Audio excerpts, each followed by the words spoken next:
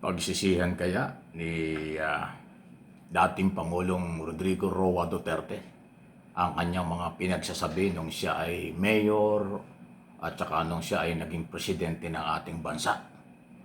Doon sa mga kanyang pagbatikos sa mga sinasabi niyang kriminal sa Pilipinas at pag-amin, pag-uutos na ipatupad ang double barrel at kanyang programa na pag-neutralize doon po sa sinasabi niyang salot sa ating lipunan.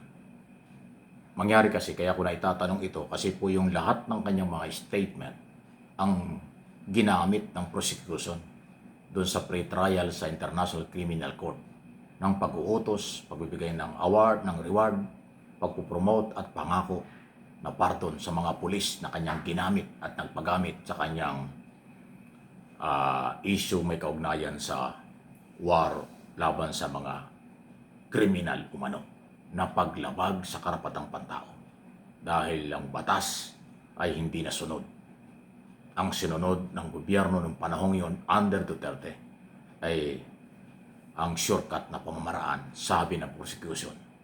Walang kinasuhan pero tinukhang na wala ang buhay at ang karapatang pantao ay nilabag ng Duterte administration.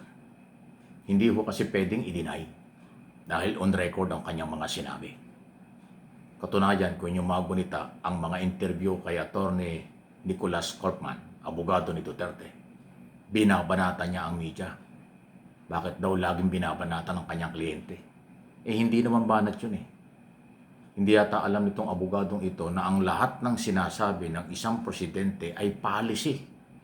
Lahat ng interview at pronouncement ng isang presidente dito sa Pilipinas, yan ay sinusunod at yan ang order. So, pag ibinalita ng media, may kasalanan ng media. Pag ipinakita ng media at pinarinig ng media ang mga statement at sinasabi ng isang pangulo, kasalanan ng media. Kalokohang palusot yan. Nandadamay na lang po itong abogadong ito sa aking personal na opinion sa isyong ito. Kaya nga, yun nga aking tanong. Pagsisisihan kaya ni Duterte ang kanyang mga ginawa?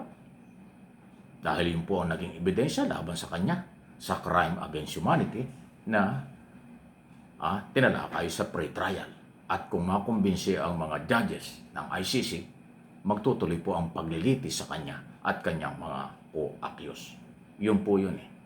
Kaya ho, talagang hindi maiwasan na ngayon ay mas marami ang naniniwala, abogado man o hindi, na na-establish ng prosecution team ang ebidensya laban kay Duterte. Yan po ang lumalabas.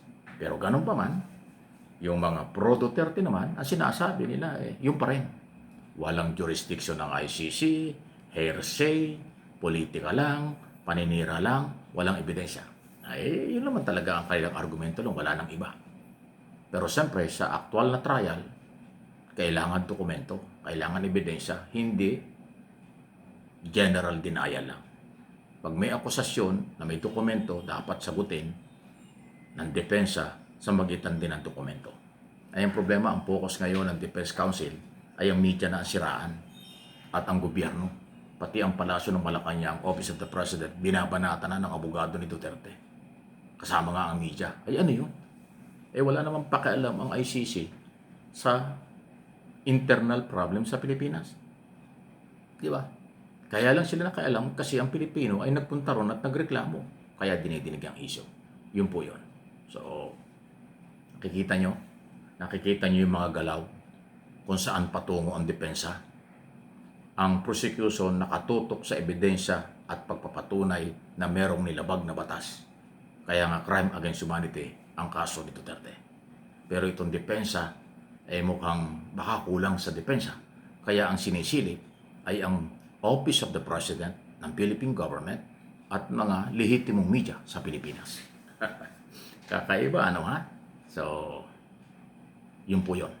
Pero yun ang kanilang ginagawa. Bahala sila. Ako naman ay sinasabi ko lang sa inyo, tinatalakay ko yung galaw ng prosecution at galaw ng depensa.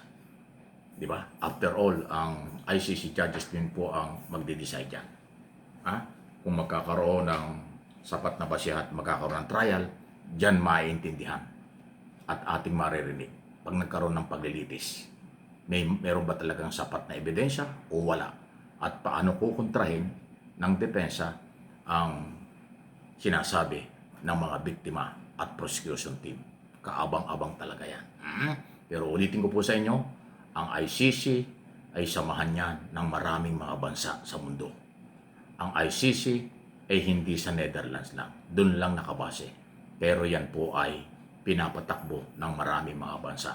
Tayo dati ay kasama dyan. Nag-withdraw, umalis tayo dahil ayaw ni Duterte. Mula nang siya kasuhan noong 2017, pangalawang taon pa lang na kanyang pagiging Pangulo, kinasuhan na siya doon ni Trillanes at mga biktima. Kaya pagdating ng 2028, nag-apply na ng withdrawal. 2029, na-aproban, hindi na tayo membro. Kaya hindi lang isang bansa ang may hawak dyan. Ayan po. Okay, so tingnan natin kung magtatagumpay pa yung pamumulitika ng iba kaysa sa pumokos sa lehitimong depensa. Ano ha? So lahat yan ay open naman. Kaya lang ho, siyempre, ang pikon talo. Ha? Kung magsisisi si Pangulong Duterte, tama ba? Kung kanyang panindigang wala siyang kasalanan dyan, ay karapatan niya yun. Okay? So, yung public perception, public debate, dito at sa buong mundo, kahit hindi Pilipino, yan ay normal lang. Dahil may kanya-kanyang interpretation, pananaw, at opinion, katulad ng aking channel. Inilalabas ko kung magkabilang panig at binibigyan ko ng opinion. Dahil sarili ko yun, entitled tayo doon. Okay? Kung meron kayong opinion iba, ay karapatan po ninyo yun. Maging bukas ang kaisipan para marami tayong alam. Maging bukas at aralin ang mga isyu para hindi naliligaw. Huwag yung comment ng comment, hindi alam ang topic, delikado yun. Baka nautusan lang. Mahirap yung comment, galing sa ibang tao, ikaw ang gumawa. Laglag ka doon. Isipin, dahil nakataya ang inyong pangalan, kredibilidad. Dahil binabasa ng mga tao ang mga comment. Pagka malayo sa topic, yan ay nautusan lang. Pagka pikon, nautusan lang din yan. Pagka pabalang ang mga sinasabi, hindi nyo nakakaintindi ng topic. Mahirap yun. Yung mga nakakaintindi, iba ang paliwanag. Ang nakasubaybay at umuunawa ng topic at talakayan, iba ang sinasabi, related dun sa topic. Pag walang alam at makasabit lang, makasawsaw lang, irrelevant ang kanilang sinasabi sa topic. Abay, mahirap yon. Please like and share sa ating mga topic at subscribe and follow kung hindi pa. Dahil ang ating mga channel, Mike Abe Opinions at MA Pinoy TV, sa YouTube at Facebook page natin, yan ay magpapatuloy para maging gabay sa tamang impormasyon.